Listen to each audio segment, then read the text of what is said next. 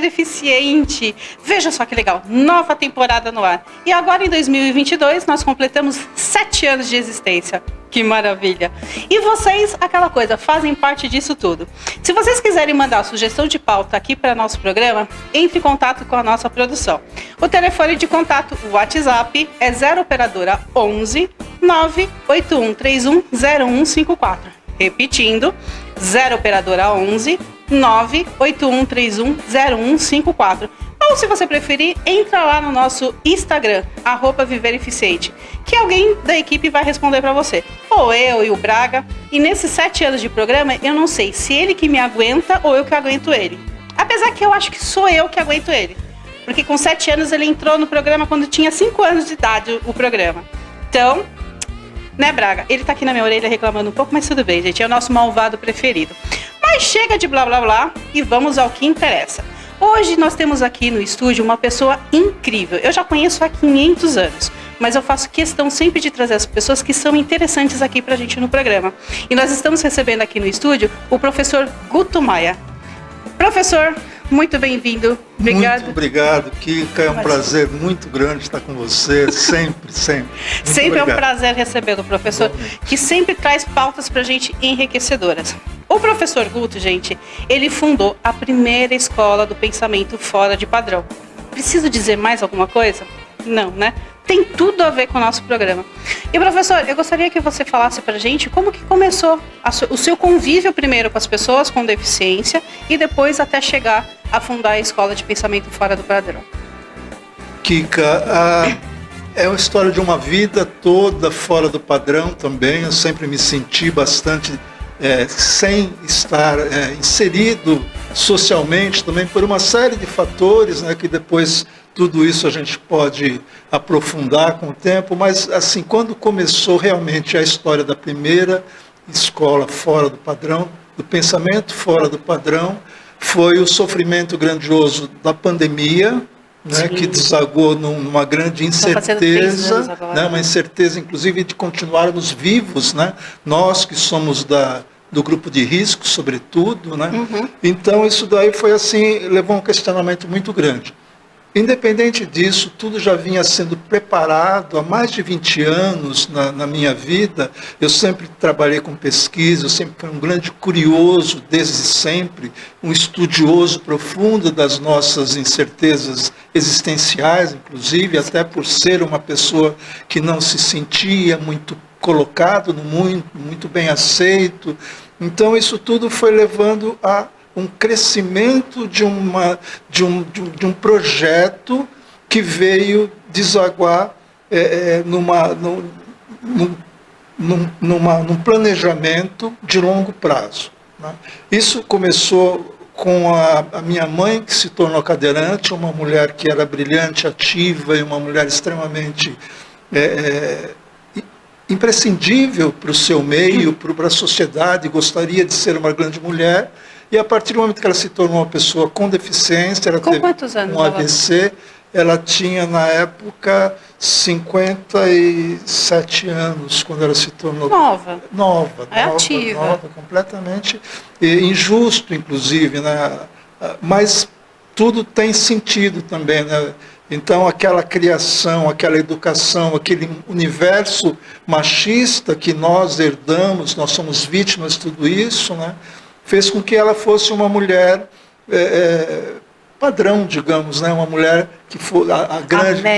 Amélia, grande dona de casa, grande cuidadora do filho, que eu fui o filho único, e isso... determinou uma série de coisas na minha vida também, importantes de reflexão sobre tudo, não é? Então, mas a minha mãe foi a grande pessoa que me salvou a vida toda de grandes limites que eu vivi por uma série de fatores. Então, quando ela se tornou cadeirante, ali eu senti na pele e o dia a dia do que significa uma pessoa que se torna desimportante socialmente. Então, a pessoa com deficiência, naquela época, 24 anos atrás, ela é mais cruel ainda, a pessoa se torna uma pessoa com um pressuposto de inadequação seja qual for a deficiência, a sociedade a olha com pena, com desprezo, com um grande estorvo social, não é? E isso vai criando na própria pessoa a aceitação disso. Ela vai... acaba sendo invisível, né? A invisibilidade social é muito grande. Exatamente. Isso serve assim para todas as deficiências, digamos, cada uma no seu grau, cada uma na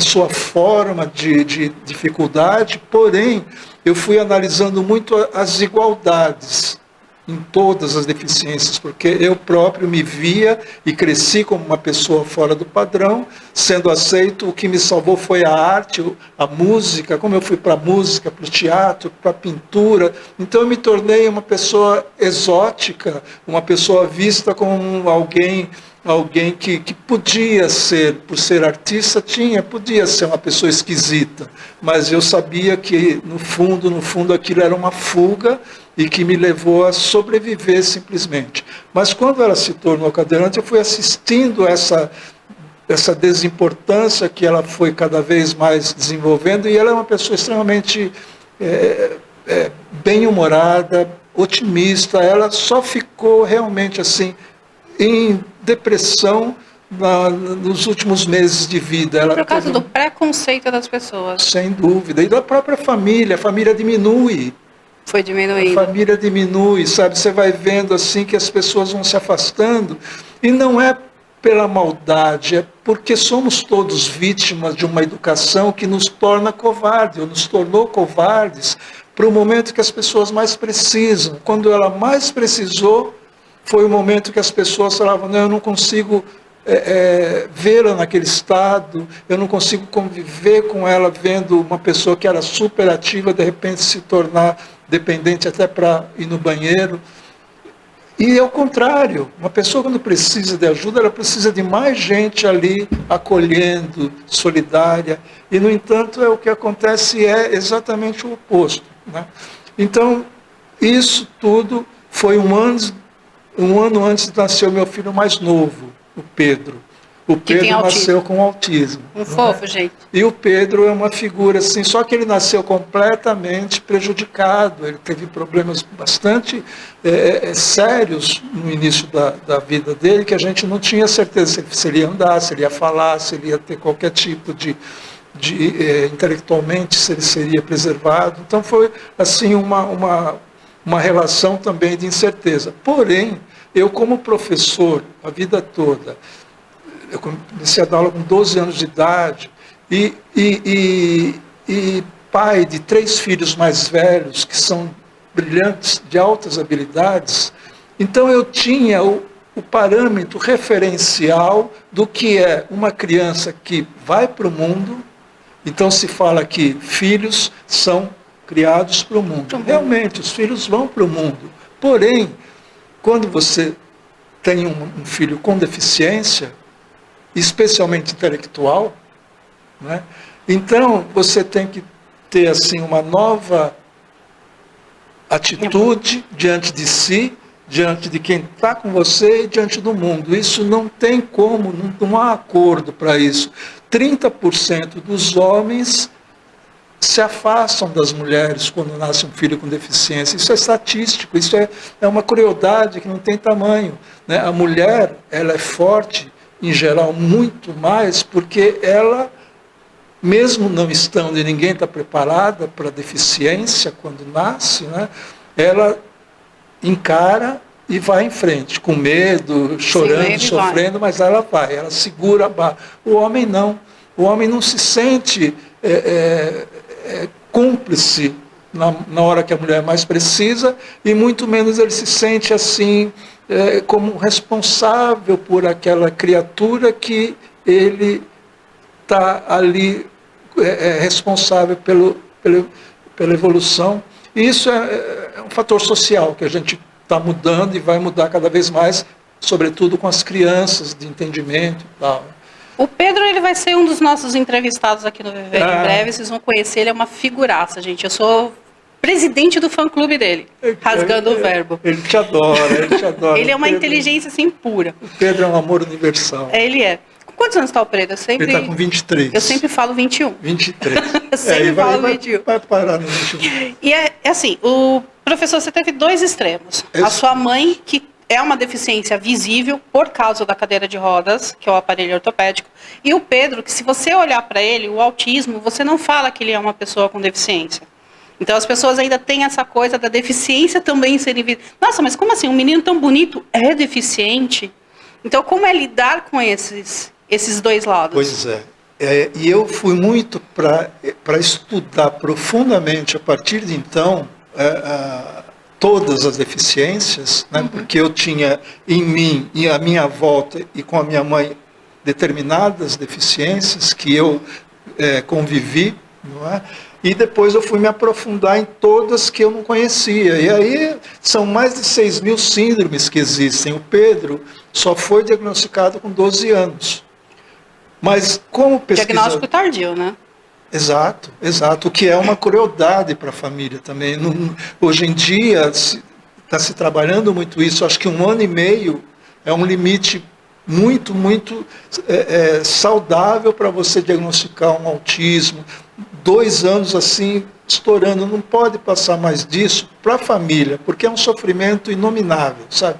12 anos foram assim, muito sofridos, porque você... não que você não saiba que você tem uma pessoa que é prejudicada, que vai precisar de apoio, suporte, talvez pela vida toda, mas você precisa de direitos. E os laudos nos dão direitos, né? Você vai poder ter um estudo adaptado, ter um auxiliar. A lei, pelo menos, protege nesse sentido, né? De ter direitos. E sem laudo, você não tem direitos. Então... E essas leis estão sendo fiscalizadas? Exato, exato. Isso daí tudo é um avanço que a nossa luta vai fazendo com que haja mais respeito às crianças recém-diagnosticadas hoje, né? Eles terão muito mais apoio, eles têm muito mais literatura. Na minha época, que o Pedro nasceu, não existia literatura sobre o autismo. Existia já alguns rudimentos de síndrome de Down, né? Sim. Paralisia cerebral, já tinha grandes estudos, tal. Porém, o autismo era visto como uma coisa, era tratada como esquizofrenia, era tratada como demência, tinha uma série de fatores de preconceito extremamente graves que o autista sofria, né?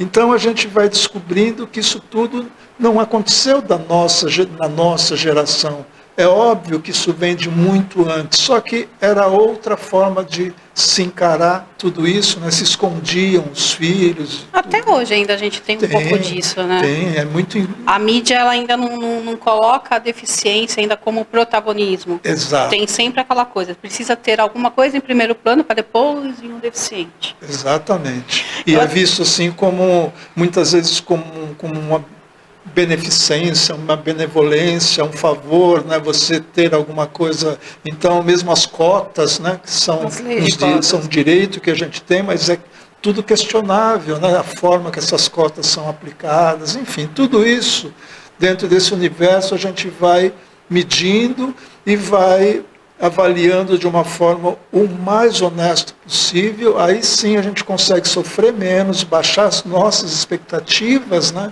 E aí conseguir enfrentar o mundo de uma forma sincera, honesta, e saber que as pessoas também são vítimas, né?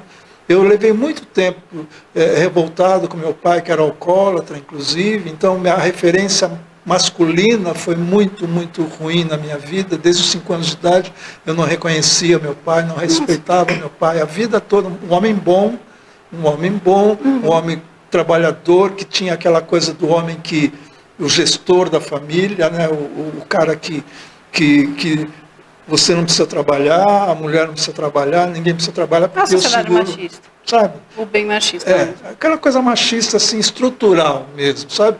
que até então a gente achava que era normal, né?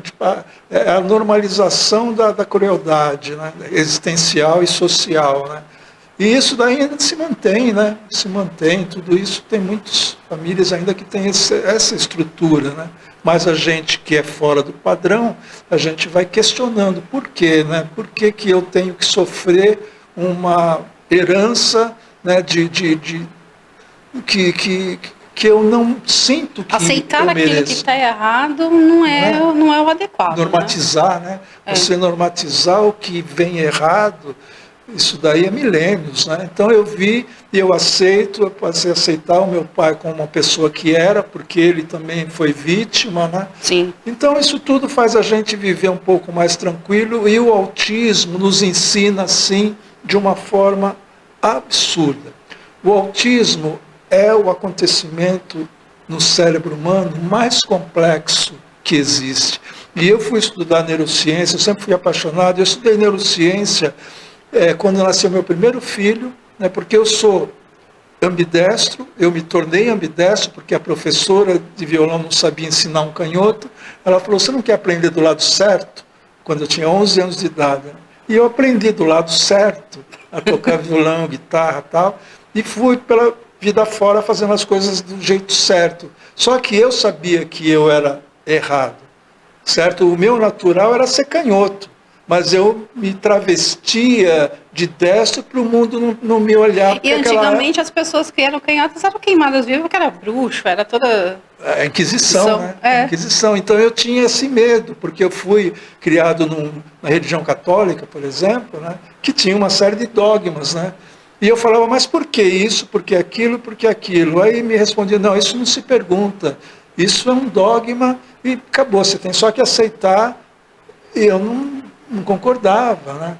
Enfim, então isso aí foi a minha vida toda dessa forma. Eu sabia que eu era uma coisa, mas para a sociedade eu deveria ser diferente. Outra, né? Mas quando eu me tornei artista e comecei a ser aceito como artista, o fato de ser exótico, de ser uma pessoa de talento, né? Tudo que eu fazia era bem recebido, né? Aí começa a ser... Todo mundo quer mais, inclusive, que você seja cada vez mais louco, tal, né? E eu sou de uma época dos hippies, eu fui do Teatro Macunaíma, eu dei aula de teatro, então era uma época que a loucura era uma coisa assim, né? Woodstock, Águas Claras, né? Como músico eu convivi com toda essa moçada. Sempre quebrando as regras. Sempre quebrando as regras e parâmetros e os paradigmas. E isso, imagina, cabelo comprido, brinco, tudo isso a gente usou já era naquela época, nos 60, sabe? Então a gente já era tratado como marginais, realmente. Só que como éramos culturais e aculturados, digamos assim, de uma nova era que a gente, né, desenhava, então a gente passou a ser pessoas que eram referências para um determinado público de estudantes, né, de pessoas que... E voltando para o Pedro, quando ele nasceu, eu tinha a experiência de filhos brilhantes que foram para o mundo. O Pedro, eu percebi ali claramente que ele seria para mim o resto da vida.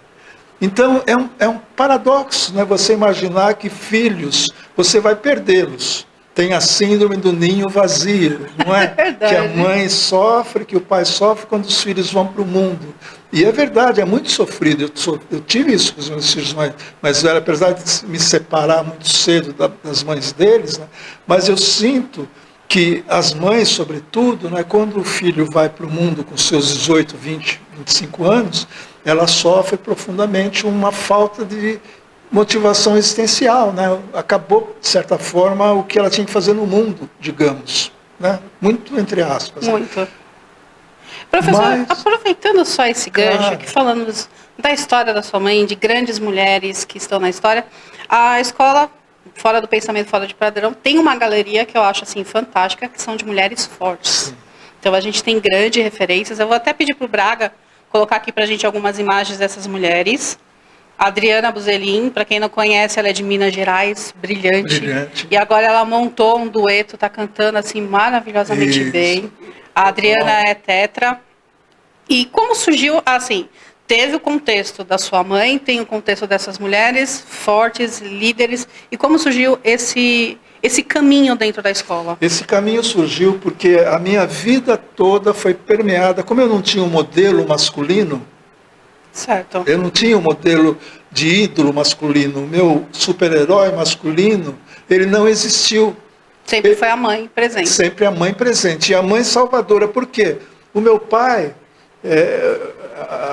A Márcia Agori, que é uma mãe brilhante fantástica, também, tem 2 filhas lindíssimas. Fantástica. Eu sou Todas fã. são assim, uma homenagem, na verdade, a Kika de Castro. Eu fiquei muito feliz com nossa, fazendo parte disso, representando a agência. Mais do que uma homenagem, é uma gratidão existencial que eu tenho pela mulher, porque a mulher, ela permeou a minha vida. Olha que interessante, alguns aspectos muito claros da minha existência, né? Como eu não tinha referência masculina como ídolo, não é? As minhas referências eram difusas, né? Então eu encontrava o masculino na mulher, sabe? Eu encontrava o masculino em vários setores e vários fatores óbvios, né? Que eu tive grandes amigos, né? Mas nunca foi assim, o machismo para mim nunca foi assim a grande referência. E as minhas melhores amizades eram mulheres. E eu cresci no meio delas, assim como amigos no clube. A gente tinha um clube de 50, 60 meninos e meninas que convivíamos diariamente. Eu fui esportista há muitos anos também. Então, eu cresci num clube social, cercado de pessoas, mas as minhas grandes amizades eram as mulheres, as meninas, porque, inclusive, eu tocava violão naquela época, bossa nova, rock, Beatles, Rolling Stones, e eu dava uma roupagem diferente para a coisa, né? Eu estudei com grandes professores de música, e aí isso interessava as meninas, era época de acampamento, então você tinha um violãozinho, você fazia uma roda ali, você era o ídolo, né? Então era cercado de meninas, isso daí me encantava. Então eu ouvia e eu me tornei também confidente, digamos assim, das meninas, né? E ali eu cresci entendendo o universo feminino. Quando eu comecei a tocar profissionalmente, com 16 anos, eu já estava tocando na noite, profissionalmente. Eu tinha carteira, era uma carteira que tinha que ter uma autorização dos pais para poder trabalhar à noite, e tinha também da censura federal, que era uma carteirinha amarela, que era fichado na censura federal, porque era a época da ditadura. Sim. Então ali prostitutas e músicos tinham que ter essa carteirinha para poder trabalhar. Senão era... E em cana mesmo, né? Era uma época mais rígida. Porque também. tinha assim vadiagem, tinha umas coisas assim. Você era pego depois das 10 da noite sem documento, você ia lá preso por vadiagem, né? Então, isso chegou a acontecer comigo, inclusive, não por mim, eu era menor, né? E por causa de um amigo que parecia menor, mas era maior, mas aí vieram pedir de documento para ele e eu fui em cana. Uma noite, passei em cana. Várias histórias, muita história. E aí, quando eu comecei a tocar, eu fui convidado para tocar profissionalmente num lugar que era ali na Galeria Metrópolis, no centro de São Paulo. Aí, aqui no centro. Que era um bar happy hour, mas o bar estava indo muito mal, e aí o maestro, ele é um maestro, um velhinho simpático e tal, ele colocou muitas mulheres lá para trabalhar, para fazer o bar começar a bombar, e o bar bombou. Ele tinha amigas de vários outros lugares que ele trouxe para o bar, né? Amigas da noite, da madrugada, né? Ele trouxe para o happy hour, e o bar bombou. E essas moças também se tornaram minhas amigas. E hoje são. Então, o que acontece? Eram meninas de fora de São Paulo, que vieram do norte, do nordeste e tal, e a coisa mais terrível, e elas contavam como elas se relacionavam, o que tinha acontecido, eu ouvi essas histórias. Né? E no seu ponto de vista, professor, isso hoje em dia, trazendo para a nossa atualidade, sim, as mulheres, elas estão no poder? Elas conseguem fazer o seu papel? Olha, elas fingem muito bem, inclusive, que aceitam muita coisa hoje em dia, que na verdade elas estão muito claramente no poder. As mulheres sempre tiveram, eu lembro pela minha própria mãe, né, elas sempre tiveram o poder subliminar. Elas conduzem. Por quê? A mulher alimenta, a mulher faz toda a parte de estrutura da primeira formação do homem, depois vem a professora, depois vem a namorada, depois vem um casamento, mas o homem ele é muito conduzido pelas mulheres. E ele não se dá conta, muitas vezes, de que ela permite que ele se coloque como ser dominador, digamos assim. Professor, então, nosso tempo aqui de TV é aquela coisa super corrida. A gente super agradece. Eu quero o professor mais vezes aqui, porque isso não é um bate-papo, é uma aula. E eu falo que o professor é enriquecedor. A gente teria que ter 500 mil programas. Mas, professor, deixa os seus contatos. O site é 2dobrasil.com. Por extenso. Por extenso. E o seu WhatsApp, o seu Instagram? O Instagram é o Guto Maia Baptista. E quem quiser saber mais, gente da escola Fora do Pensamento, a primeira escola que o professor fundou, que é Fora do Pensamento Padrão. Que aí pode entrar em contato com o professor, que ele vai estar explicando tudo isso para vocês. E a gente quer o Pedro aqui. Com certeza. E queremos o professor mais vezes também, para continuar esse bate-papo que é super enriquecedor. É importante, né? A gente consegue assim tá juntando muita gente competente, né? Eu acho que a grande virtude nossa é fazer esse trabalho, né? A gente juntando essas pessoas, o resto vai acontecendo. Muito obrigada, professor. Eu que agradeço. A gente espera mais vezes a sua volta aqui. Obrigada pela essa aula. Muito obrigado. E vocês que estão acompanhando o Viver Eficiente, não se esquece, querendo falar com a gente, entra lá no nosso Instagram, @ViverEficiente, e manda sugestão de pauta. Eu vou me despedindo e fico com vocês até a próxima edição. Tchau!